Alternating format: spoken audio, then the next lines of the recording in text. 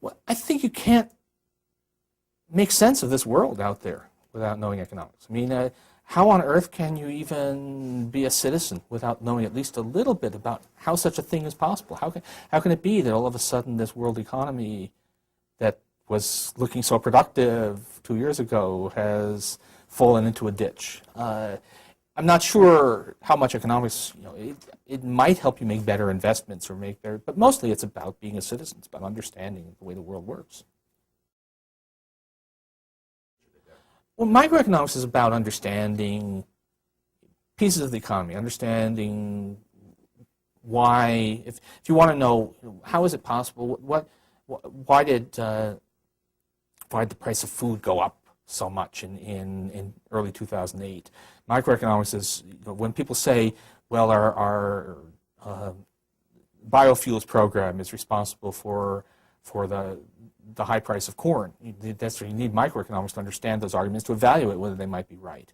Macroeconomics is about understanding what a recession is and understanding how it is that the economy as a whole can stumble.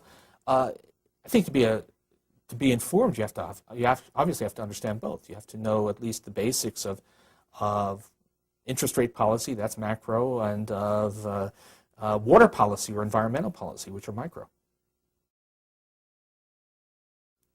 I don't think you can remove it. I think if you pretend to be completely apolitical, that you're faking it. What you can do is try to be fair. So I will often, if I'm talking about a subject where obviously there are political sides on the issue, I will say to the students, you all know where I come from, and here's what somebody with my views would say, but there is an alternative view, and here's what it would look like.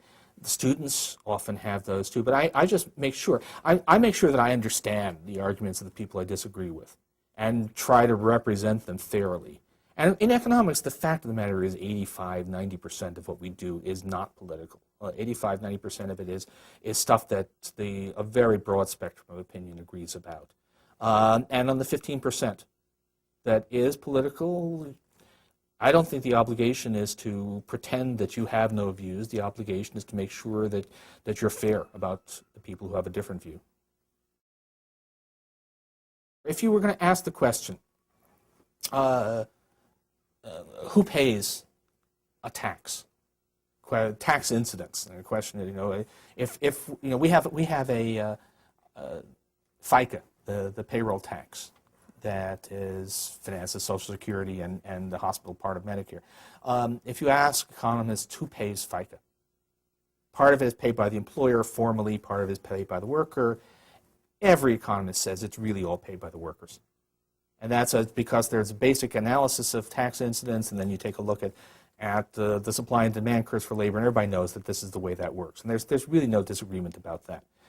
On the other hand, the question, how much would, how much impact would raising U.S. tax rates on high earners have on the economy? There's a view that says it's not such a bad thing, that not a whole lot of incentive effects. It's a view that I mostly share. But there are certainly people who view it quite differently and think it's a big problem. So some people think that high European unemployment is very much because of tax rates. I don't agree with that view, but make sure that I reflect it. So I'll give my students, here's one view, and here's another view. This is what Ed Prescott, Nobel laureate, says. I don't think he's right, but he has to be taken seriously. Here's what some other guys I trust a lot say. Why are they different? What things would make you decide which one to believe?